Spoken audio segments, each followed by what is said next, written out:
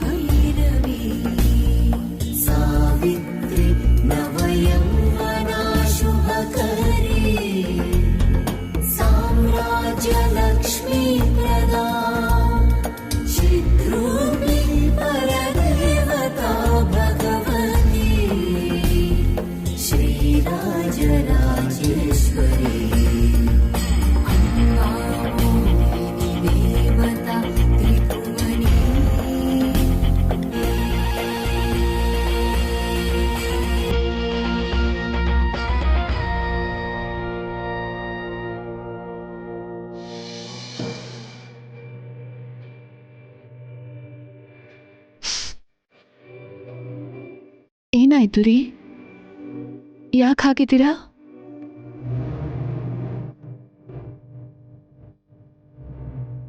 ಅಮ್ಮನವರು ನೋಡ್ತಾ ಇದ್ರೆ ಗೊತ್ತಿಲ್ಲದೆ ಕಣ್ಣಲ್ಲಿ ನೀರು ಬರುತ್ತೆ ರಾಧಿಕಾ.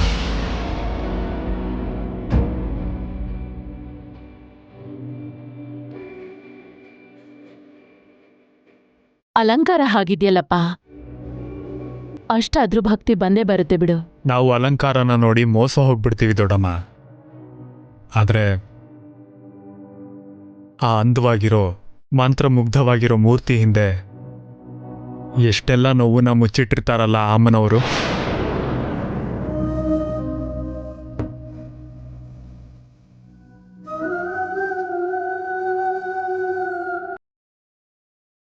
ಅವಳು ಕೃಪಾ ಕಟಾಕ್ಷದಿಂದ ನಮ್ಮನ್ನೆಲ್ಲ ಕಾಪಾಡ್ತಾ ಇದ್ದಾಳೆ.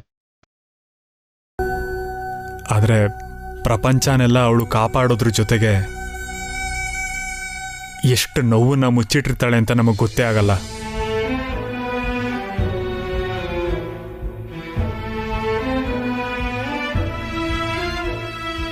ಪ್ರತಿಯೊಬ್ಬರ ಕಷ್ಟನೂ ಆ ತಾಯಿ ಗೊತ್ತು. ಎಲ್ಲಾನು ಸಹಿಸ್ಕೋತಾಳೆ. ಭಕ್ತರಿಗೆ ಏನ್ ಬೇಕೋ ಅದನ್ನೆಲ್ಲ ಕೊಡ್ತಾಳೆ. ನಮಗೆ ನಮ್ಮ ಬಗ್ಗೆ ಮಾತ್ರ ಗೊತ್ತು. ಮುಂದೆ ಇರೋರ ಬಗ್ಗೆ ಯೋಚನೆನೂ ಮಾಡಲ್ಲ. ಅವ್ರ ನೋವನ್ನ ಅರ್ಥ ಮಾಡ್ಕೊಳ್ಳಲ್ಲ. ಯಾಕಂದ್ರೆ ನಾವು ಸ್ವಾರ್ಥಿಗಳು.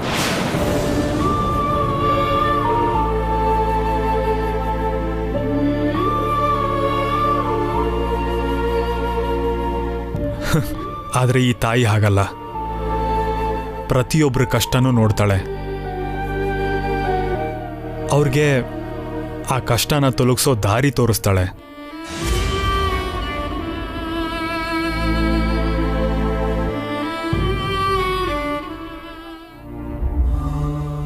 ಕೆಲವು ಸಲ ನಾವು ಕೇಳ್ಕೊಂಡಿರೋದೆಲ್ಲ ಈಡೇರದೇ ಇರಬಹುದು.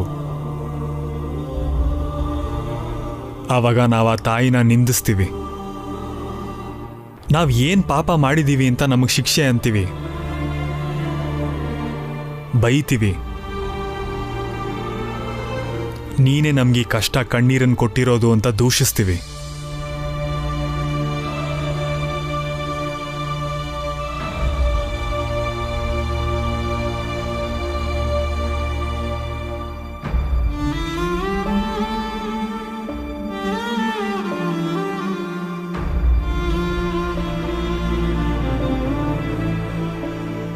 ಅದನ್ನೆಲ್ಲ ಆ ತಾಯಿ ತಾಳ್ಮೆಯಿಂದ ಕೇಳಿಸ್ಕೋತಾಳೆ. ನಾವು ಎಷ್ಟು ಸ್ವಾರ್ಥಿಯಾಗಿದ್ರು ಅವಳು ಮಾತ್ರ ತನ್ನ ನಿಸ್ವಾರ್ಥ ಮನಸ್ಸಿಂದ ನಮ್ಮನ್ನ ಪ್ರೀತಿಸ್ತಾಳೆ. ಭಕ್ತರಿಗೆ ಯಾವಾಗ ಏನು ಕೊಡಬೇಕು ಅಂತ ಅವಳು ಗೊತ್ತು. ನಮಗ್ ತಾಳ್ಮೆ ಇರಲ್ಲ ಅಷ್ಟೇ. ಏನಾಯ್ತು ಕಂದ? ಯಾಕಷ್ಟು ಬೇಜಾರು? ಇದು ಬೇಜಾರಲ್ಲ ದೊಡಮ್ಮ, ಆನಂದ. ಆ ಕಣ್ಣು ನೋಡಿದ್ಮೇಲೆನೆ ನನ್ನ ಕಣ್ಣಲ್ಲಿ ನೀರು ಬಂತು ಅಷ್ಟೇ. ತಾಯಿಗೆ ತಾಯಿ ಅಲ್ವಾ ಅವಳು? ಆಕಾರ ಆಗ್ಲಿ ಆಭರಣ ಆಗ್ಲಿ ಅವಳಿಗೆ ಅದು ಸ್ವಂತ. ಆ ಕಣ್ಣಿಂದಾನೇ ಈ ಮನೆ ಕಣ್ ತೆರೆಸ್ತಾಳೆ. ನಮ್ಮ ಕಣ್ಣೀರನ್ನ ಒರೆಸಿ ನಮ್ಗೆ ಅಭಯ ನೀಡ್ತಾಳೆ.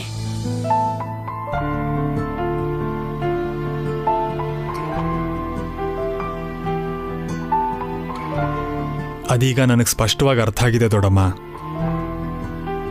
ಇಂಥ ಅಮ್ಮನವರು ಪ್ರತಿ ಮನೇಲೂ ಇರಬೇಕು. ಆಗ್ಲೇ ಆ ಮನೆ ಚೆನ್ನಾಗಿರೋದು.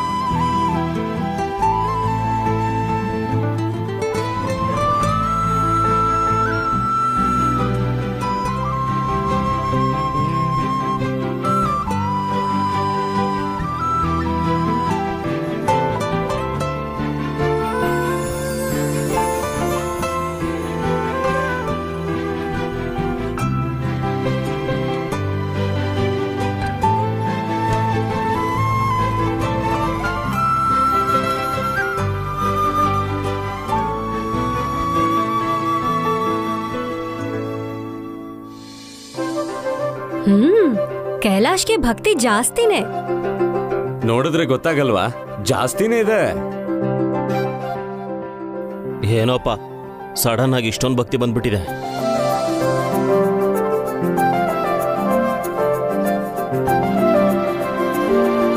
ಕೆಲವು ಸಲ ನಂಬೋದಕ್ಕೆ ಟೈಮ್ ತಗೊಳುತ್ತೆ. ನನಗೆ ನಮ್ಮ ಅಮ್ಮನವ್ರ ಮೇಲೆ ನಂಬಿಕೆ ಇವತ್ತು ಬಂದಿದೆ. ಅದಕ್ಕೆ ಇಷ್ಟೊಂದು ಭಕ್ತಿ. ಇದಿನ್ಮೇಲೆ ಯಾವತ್ತೂ ಹೀಗೆ ಇರುತ್ತೆ.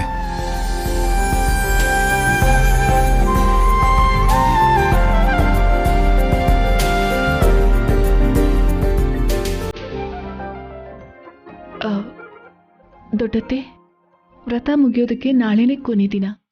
ಪ್ರಿಯಾ ಅಮರ್ನು ಕರಿಬೇಕು ಅಂತಿದ್ದೀನಿ. ಅದಕ್ಕೇನು, ತಪ್ಪದೆ ಕರಿಯಮ್ಮ. 4 ಜನ ಇದ್ರೇನೆ ವ್ರತಕ್ಕೆ ಒಂದು ಕಳೆ. ಸರಿ ದೊಡ್ಡತ್ತೆ, ನಾನು ಇವಾಗಲೇ ಪ್ರಿಯಾಗ್ ಕಾಲ್ ಮಾಡ್ತೀನಿ. ರಾಜಶೇಖರ್ ಮತ್ತೆ ಸುನಂದನ್ನು ಬರೋದಕ್ಕೆ ಹೇಳು. ಅವ್ರ ಹತ್ರ ನಾನು ಸ್ವಲ್ಪ ಮಾತಾಡಬೇಕು. ಸರಿ ದೊಡ್ಡತ್ತೆ.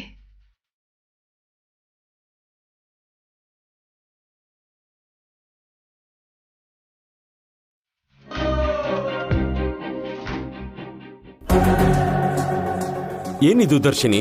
ಕೈಲಾಶಲ್ಲಿ ಯಾವ ಡೌಟ್ ಫ್ಯಾಕ್ಟರು ಕಾಣಿಸ್ತಾನೆ ಇಲ್ಲ. ಅದೇ ತಾನೇ ನಂಗೂ ಅರ್ಥ ಆಗ್ತಿಲ್ಲ. ನಮ್ ಸ್ಕೆಚ್ಚು ವರ್ಕೌಟ್ ಆಗಿಲ್ಲ ಅಂತೀಯಾ? ನೋಡೋಣ. ಇನ್ನು ಇವಾಗ್ಲೇ ಏನು ಹೇಳಕ್ಕಾಗಲ್ಲ ಅಲ್ವಾ?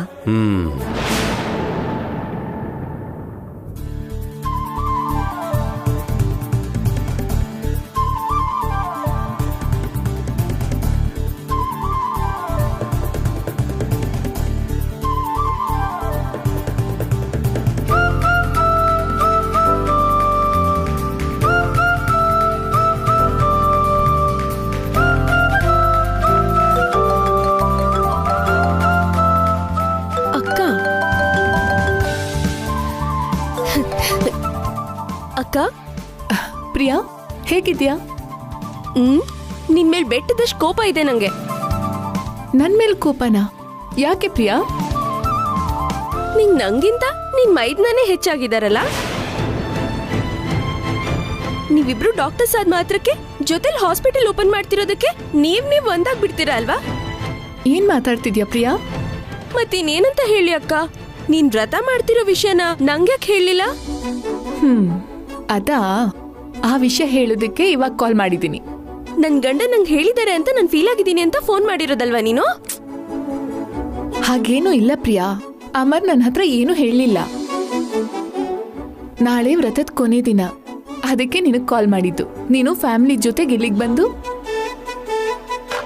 ವ್ರತದಲ್ಲಿ ಭಾಗಿಯಾಗ್ಬೇಕು. ಬರ್ದೇ ಇರಕ್ಕಾಗತ್ತಾ? ನಾನ್ ನಿಂಗ್ ಮುಖ್ಯ ಅಲ್ದೇ ಇದ್ರು ನೀನ್ ನಂಗ್ ಮುಖ್ಯನೇ ಅಲ್ವಾ? ಸುಮ್ನೆ ಕಾಲ್ ಎಳಿಬೇಡ ಪ್ರಿಯಾ. ಏನೋ ಮರ್ತೋದೆ. ಮತ್ತೆ ನಮ್ ಪತಿರಾಯರಿಗೆ ಯಾಕೆ ಹೇಳ್ದೆ? ಆಗ್ಲೂ ನಿಂಗೆ ನನ್ ನೆನ್ಪಾಗ್ಲಿಲ್ವಾ? ಅಮ್ಮ ತಾಯಿ ತಪ್ಪಾಗೋಯ್ತು. ಕೆನ್ನೆಗೆ ಹಾಕೋತೀನಿ. ಸಾಕಾ? ಸಾಕು ಸಾಕು. ಸರಿ, ತಪ್ಪದೆ ಬರ್ಬೇಕು. ಬರ್ದೇ ಇರ್ತೀನ ಅಕ್ಕ, ಬರ್ತೀನಿ ಬಿಡು. ಸರಿ ಪ್ರಿಯಾ, ಇಡ್ತೀನಿ. ಬಾಯ್ ಅಕ್ಕ. ಬಾಯ್.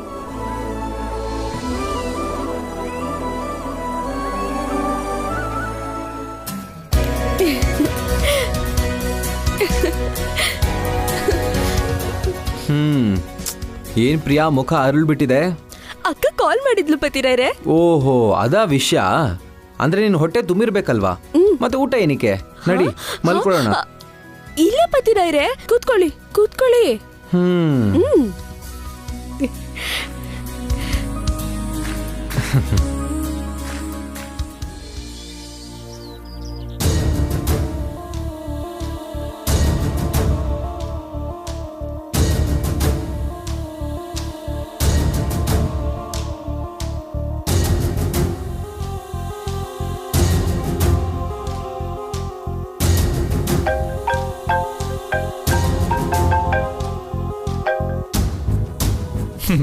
ನಿನ್ ಕಾಲ್ಗೋಸ್ಕರನೇ ಕಾಯ್ತಾ ಇದ್ದೆ ಬ್ರೋ. ಏನ್ ಬ್ರೋ, ಸಾಕ್ಷಿ ಕಣ್ಮುಂದೆ ಬಂದ್ಮೇಲೆ ನನ್ ಮಾತ್ ಮೇಲೆ ನಂಬಿಕೆ ಬಂದಿರ್ಬೇಕಲ್ವಾ? ಬಾಯ್ ಮುಚ್ಚೋ ಇಡಿಯಟ್. ಏನ್ ಬ್ರೋ, ಮಾತಿನ್ನು ಹಾಗೇ ಇದೆ. ಹಾ, ಹೀಗೆ ಇರುತ್ತೋ? ಯಾಕಂದ್ರೆ ನನ್ನ ಹೆಂಡತಿ ಪ್ರಪಂಚದಲ್ಲೇ ಶ್ರೇಷ್ಠ ಹೆಣ್ಣು ಕಣೋ. ಇನ್ನೂನಾ? ಏನೋ ನಿಜ ಗೊತ್ತಾದ್ಮೇಲೂನಾ? ಹಾ, ಮರ್ತೆ ಹೋಗಿತ್ತು ಬ್ರೋ. ಈ ವಿಷಯದಲ್ಲಿ ನಾನೇ ನಿನಗೆ ಥ್ಯಾಂಕ್ಸ್ ಹೇಳಬೇಕು. ನೀನ್ ನನ್ನ ಟ್ರಿಗರ್ ಮಾಡದೇ ಇದ್ದಿದ್ರೆ ನನ್ನ ರಾಧಿಕಾ ದೊಡ್ಡತನ ನನಗೆ ಗೊತ್ತಾಗ್ತಾನೆ ಇರಲಿಲ್ಲ. ದೊಡ್ಡತನನಾ? ಏನ್ ಮಾತಾಡ್ತಿದ್ಯಾ ಬ್ರೋ? ಸತ್ಯ ಗೊತ್ತಾದ್ಮೇಲೆ ನಿನ್ ತಲೆ ಕೆಲಸ ಮಾಡೋದನ್ನ ನಿಲ್ಸಿದ್ಯಾ ಹೇಗೆ? ಅವಾಗಿದ್ದಕ್ಕಿಂತ ನನ್ನ ಮೈಂಡ್ ಈಗ ಇನ್ನೂ ಚೆನ್ನಾಗಿ ಕೆಲಸ ಮಾಡ್ತಿದೆ. ಮನುಷ್ಯನ ಬಗ್ಗೆ ಇರೋ ಅಭಿಪ್ರಾಯ ಒಂದ್ ಸ್ಟೆಪ್ ಜಾಸ್ತಿ ಆಗೋಗಿದೆ. ಅರ್ಥ ಮಾಡ್ಕೊಳ್ಳೋದ್ರಲ್ಲಿ ಇನ್ನೊಂದಷ್ಟು ಮೆಚುರಿಟಿ ಬಂದಿದೆ. ಇದೆಲ್ಲ ನಿನ್ನಿಂದಾನೆ. Thank you. ಡೌಟೇ ಇಲ್ಲ ಬ್ರೋ, ನಿಂಗೆ ಹುಚ್ಚ ಹಿಡ್ದಿದೆ. ಹೌದು ಕಣೋ, ನಿನ್ನೆವರೆಗೂ ನನ್ನ ವೈಫ್ ಅಂದ್ರೆ ಪ್ರೀತಿ. ಆದ್ರೆ ಇವತ್ತು ನಿನ್ ದಯೆಯಿಂದ ಆ ಪ್ರೀತಿ ಹುಚ್ಚಾಗಿ ಬದಲಾಗಿದೆ. ನನಗೆ ಎಲ್ರಿಗಿಂತ ಒಳ್ಳೆ ಹೆಂಡತಿ ಸಿಕ್ಕಿದ್ದಾಳೆ ಅಂತ ಹೆಮ್ಮೆ ಇದೆ. ನೀನ್ ಹೇಳಿದ್ದೆಲ್ಲ ನಿಜಾನೇ ಕಣೋ. ಆ ಮೆಡಿಸನ್, ನನಗಿರೋ ಪ್ರಾಬ್ಲಮ್ಮು, ಅದನ್ನ ಮುಚ್ಚಿಟ್ಟಿರೋ ಹೆಂಡತಿ, ಇದೆಲ್ಲ ನಿಜಾನೇ. ಆದ್ರೆ ಮುಚ್ಚಿಡೋದಕ್ಕೆ ಕೆಲವು ಕಾರಣ ಇದೆ ನೋಡು. ಅದು ಗೊತ್ತಾದ್ಮೇಲೆ ನನ್ನ ಹೆಂಡತಿ ನನಗೆ ದೇವತೆ ತರ ಕಾಣಿಸೋಕ್ ಶುರು ಆದ್ಲು. ಗಂಡನ್ನ ನೋಯಿಸ್ಬಾರ್ದು ಅಂತ ಕಹಿ ಸತ್ಯನ ತನ್ನೊಳಗೆ ಇಟ್ಕೊಂಡ್ಲು ನೋಡು. ಅಲ್ಲಿ ನನ್ನ ಮನ್ಸನ್ನ ಮತ್ತೆ ಇನ್ನೊಂದ್ಸಲ ಗೆದ್ಬಿಟ್ಲು ಕಣೋ. ನಾನು ಎಷ್ಟೇ ಕಷ್ಟ ಕೊಟ್ರು, ಎಷ್ಟೇ ಬೈದ್ರು ಸಮಾಧಾನವಾಗಿದ್ದು ನನಗೆ ಒಳ್ಳೇದೇ ಆಗ್ಲಿ ಅಂತ ಬಯಸ್ತಿದ್ದಾಳೆ ನೋಡು. ಅಲ್ಲಿ ಅವಳ ರೇಂಜ್ ಏನು ಅಂತ ಗೊತ್ತಾಯ್ತು. ಹೇ, ರೇಂಜ್ ಅಂದ್ರೆ ಅಂತಸ್ತಲ್ಲ ಬ್ರೋ. ರೇಂಜ್ ಅಂದ್ರೆ ವ್ಯಕ್ತಿತ್ವ, ರೇಂಜ್ ಅಂದ್ರೆ ಮನುಷ್ಯತ್ವ, ರೇಂಜ್ ಅಂದ್ರೆ ಒಳ್ಳೆತನ. ಸಂಪ್ರದಾಯದ ಪ್ರಕಾರ ಅವಳಿಗೆ ಹತ್ರ ಆಗೋಕೆ ನನಗೆ ಸ್ವಲ್ಪ ಟೈಮ್ ಆಗ್ಬೋದು ಬ್ರೋ. ಆದ್ರೆ ಆ ಟೈಮು ನನಗೆ ನನ್ನ ಹೃದಯದಲ್ಲಿ ಅವಳಿಗೋಸ್ಕರ ಗೂಡು ಕಟ್ಟೋ ಅವಕಾಶ ಕೊಟ್ಟಿದೆ. ಹೇ, ನಾನು ತುಂಬಾ ಲಕ್ಕಿ ಬ್ರೋ. ಅದಕ್ಕೆ ನನಗೆ ನಿನ್ ಮೇಲೆ ಕೋಪನೇ ಇಲ್ಲ. ನಿನ್ನಂತ ಎಷ್ಟೇ ಸುನಾಮಿ ಬಂದರೂ ಇವಾಗ ನನ್ನ ರಾಧಿಕಾನ ಏನು ಮಾಡೋಕ್ಕಾಗಲ್ಲ. ಯಾಕಂದ್ರೆ ಅವಳು ಕಾವಲಾಗಿ ನಾನಿರ್ತೀನಿ.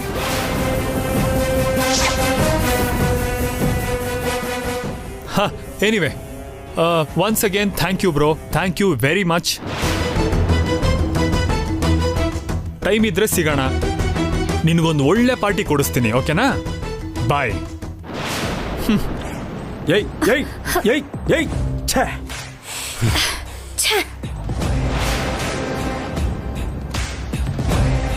ಏನ್ ಇಷ್ಟೊಂದು ಫುಲಿಶ್ ಆಗಿರ್ತಾರೆ ಡಾರ್ಲಿಂಗ್ ಯಾರಾದ್ರೂ? ಇಷ್ಟೊಂದು ಪ್ರೀತಿನ? Too much. ಛೇ, ಏನೋ ಅನ್ಕೊಂಡ್ರೆ ಏನೋ ಆಯ್ತು. ಇವಾಗೇನು? ಇದಕ್ಕೆ ಯಾಕೆ ಇಷ್ಟೊಂದು ಟೆನ್ಷನ್ ಮಾಡ್ಕೊಂಡಿದ್ಯಾ? ಅವ್ನು ನಮ್ಗೆ ಕೌಂಟರ್ ಕೊಟ್ಟಿದ್ದೀನಿ ಅನ್ಕೊಂಡಿದ್ದಾನೆ. ಆದ್ರೆ ಅವನ್ಗೆ ಗೊತ್ತಿಲ್ದೇನೆ ಅವನೇ ಅವನ್ ಪ್ರೀತಿನ ಅನುಮಾನವಾಗಿ ಬದಲಾಯಿಸೋ ಹಾಗೆ ಪ್ಲಾನ್ ಬಿ ಕೊಟ್ಟಿದ್ದಾನೆ. ಏನ್ ಹೇಳ್ತಿದ್ಯಾ? ಹೇಳ್ತೀನಿ.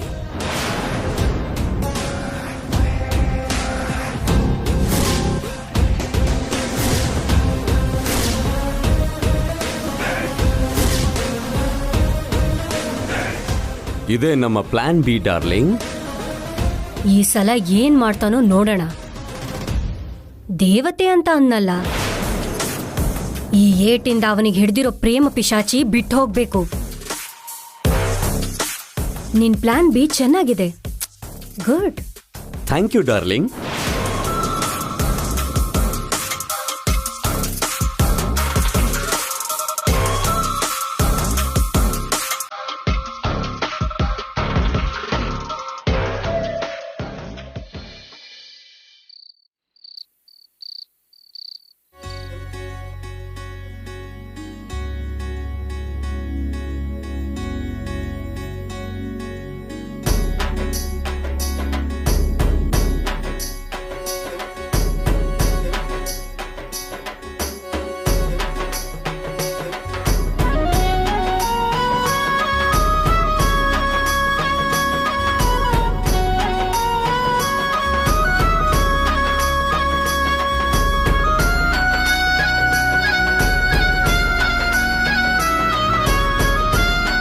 ನಾನೇನು ಮಾಡಿದ್ರು ನಿಮ್ಮ ಒಳ್ಳೇದಕ್ಕೆ ಮಾಡ್ತೀನಿ ರೀ. ಆದರೆ ನಿಮ್ಮನ್ನು ನಾನು ಯಾವತ್ತೂ ದೂರ ಮಾಡಬೇಕು ಅಂತ ಅಂದ್ಕೊಂಡೇ ಇಲ್ಲ ರೀ.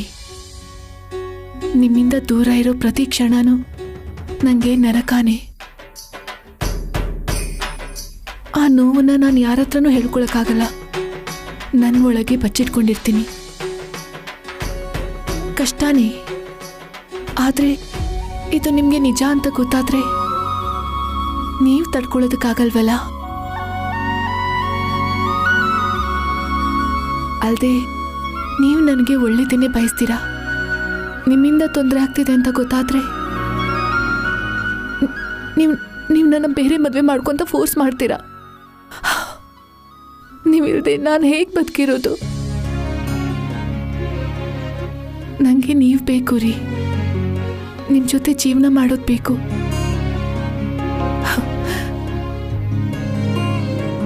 ನಿಮಗೋಸ್ಕರ ನಾನು ಪ್ರಾಣ ಕೊಡೋಕ್ಕೂ ಸಿದ್ಧ. ನಿಮ್ಮ ಪ್ರಾಬ್ಲಮ್ ಟೆಂಪರರಿನೇ. ಆದರೆ ಆ ಪ್ರಾಬ್ಲಮ್ ಪರ್ಮನೆಂಟ್ ಆಗಿದ್ರು ನನಗೇನು ಪ್ರಾಬ್ಲಮ್ ಇಲ್ಲ ರೀ. ಯಾಕಂದರೆ ನೀವಂದರೆ ನನಗೆ ಪ್ರಾಣ. ನನ್ನ ಜೀವನ ನಿಮಗೋಸ್ಕರನೇ.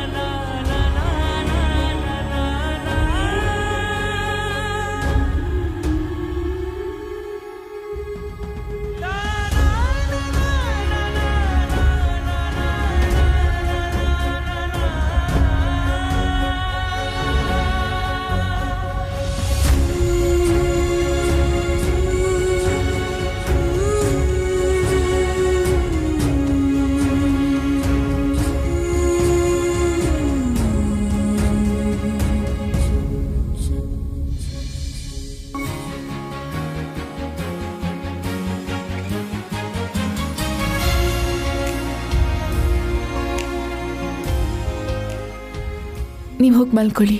ಹ್ಮ್ ಸರಿ. ಹ್ಮ್